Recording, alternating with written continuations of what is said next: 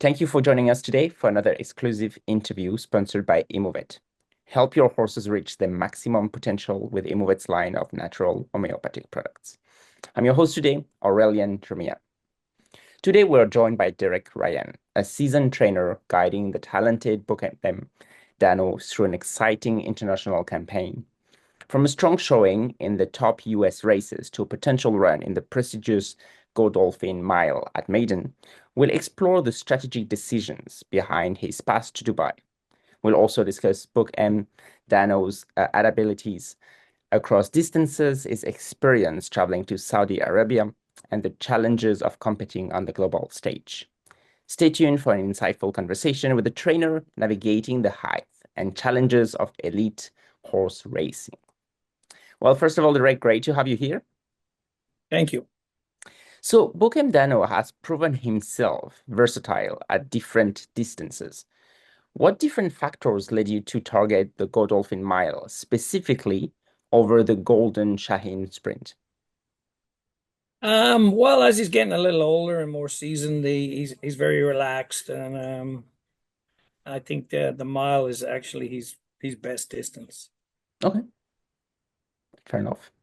And having previously taken him to Saudi Arabia for the Saudi Derby, how has that international experience influenced your preparation for Dubai?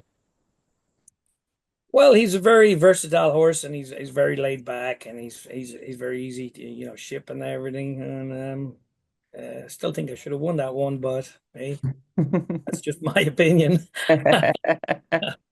But like he's a very versatile horse, and traveling is no problem to him. Excellent. And very easy to travel. Like he has no issue traveling around the world. And No, he's very laid back. excellent. And they probably traveled better on a plane than they do on a horse van, no traffic. Fair point. So he's had an international and extensive campaign. How have you managed to keep him fresh, heading into such tough international race? Well, after the Cigar Mile there in New York in December, we always head south for the winter, and I sent him to my buddy in Ocala, who will probably go over there with him, Joe Hennessy, too, if he goes to for the race in Dubai. And he got like a month on the farm. Originally, we were hoping we get invited to the Saudi Cup, and we were invited to the sprint, so I really didn't want to run in the sprint.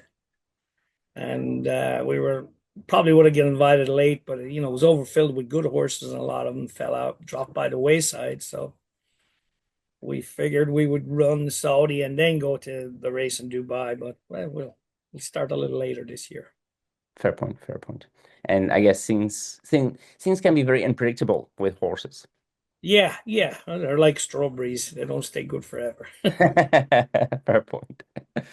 Um, he has also shown he can travel well, as you mentioned as well, internationally. What special considerations, if any, are you taking with his journey to Dubai and acclimation to the local conditions there? Well, actually, I'm getting ready to ship to Virginia on Monday. We're going to run in a stake in the Colonial Downs on Friday, Oh, wow. and we'll come right back. It's like a 10-hour ship. Okay. We'll come right back down to Florida, and they leave out of Miami on the 21st, I think, of March, 22nd, something like that. Yeah, about 2 weeks from now. So we're going to get a prep race into him, and hopefully set him up for his trip on the road. Wow, that is quite a bit of traveling to be. Yeah, but like I said, he's very good at it. That's pretty amazing. Sounds good. And talking about the maiden dirt surface, I guess it has its own distinct characteristic. What aspect of it do you think will suit Book'em Danno running style? Like I said, he's very versatile. I think he's only run 10 times on I think 9 different tracks. So Oh, he wow.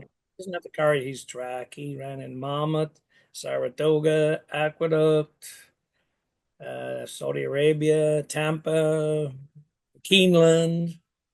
So he's been on the road a lot, so it's not a big deal to him. But he Okay. acclimatizes very quickly. Excellent. Would you say he tried almost all kind of different tracks, I guess. Or seems Different like tracks, different distance. The only thing we haven't tried is turf, but down the road we will get them on there. wow, excellent. And as a New Jersey bred taking on global competition, Book'em Danno has already defied expectations in many ways. How does it feel representing, smaller breeding programs on the world stage? Yeah, it's a big deal for the Jersey program. He's Jersey-bred. He's out of a real good mare, Hmm. and I'm a big believer in the mare so much than the stallion myself. But he's just the first one out of the mare was a stakes winner. He's the second one, so he's just a runner. He's defied his pedigree, put it that way. Cool. Talking about Jay Coney, he mentioned the team has had, the ride of a lifetime with Book'em Danno. What has been your personal highlight training this horse so far? Um, I'd say winning the Grade 1 in Saratoga was a lot. Oh, wow. That was my first Grade 1. We've had a couple of seconds and thirds. I don't get the quality of horses usually who are good enough to run in those. So, and especially after getting beat the Zap in Saudi, to come back and win a Grade 1, which was, I mean, good for the owners in there because I convinced them to go to Saudi Arabia. I think they were told I was crazy when I first came up with the idea, but Jay is a very good guy, and all these partners very good guys, and they were agreeable, so it worked out. So Cool, cool. I'm it sure doesn't that always work out, but it worked out so far so good. so far so good. I'm sure it made everyone very pleased, I guess. Yeah, it was a good experience, to go across the other side of the world and run in a race. For So, sure. nice way to see another part of the world too. Definitely, for sure, for sure. It was definitely a good experience. We were treated great, so we had a good time. Awesome. The Godolphin Mile traditionally attracts strong local and also obviously international competition. Are there any particular rivals you're maybe a little bit concerned about facing, I guess? No, not really. Not No. really. I mean, no. Like I said, I wasn't really scared of Forever Young when I went to Saudi, and if I wasn't afraid of him, I don't think I should be afraid of any of the rest of them. And we nearly pulled it off. And it Cool. it, it turns out it's one of the key races of the last 5 years. What he's gone on and done as well. I mean, I still think he should have won the Derby. I mean, how he got beat, bad luck, or the horse bashing into him. How they didn't have an inquiry is beyond me. But hey, that's not up to me. That's true. Well, things happen like that. They're very Yeah, often, things especially happen, in that and industry. if they claim foul, but according to they didn't know. And actually, I had a horse in the Derby 10 years ago, and something similar happened to him. I finished third as well, and he got bashed into at the 16th pole, and the owner said, "Why don't you claim foul?" I said, "It's already official." So I understand where they're coming from. Sure. Finally, on to the last question, Derek.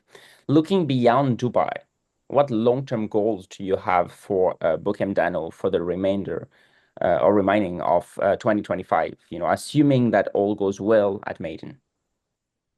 If all goes well in Meydan, my plan is to get back to Saudi Arabia for the big one next year. I want one Okay, more crack at it. Yeah, no. sounds good. But in between, we'll play around with a few races. We'll spot them pretty good. Sounds good. Seems like you're very attached to Saudi Arabia. Well, it was for a first time going international. It was a good experience, and I nearly took a job out there, tell you the truth. But Wow. maybe when he retires, I will. Wow.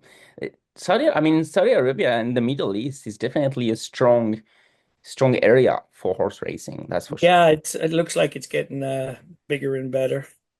Is incredible for sure. How would you say, do you think it's difficult for the younger generation to get into that industry in the US versus maybe, the Middle East or Europe?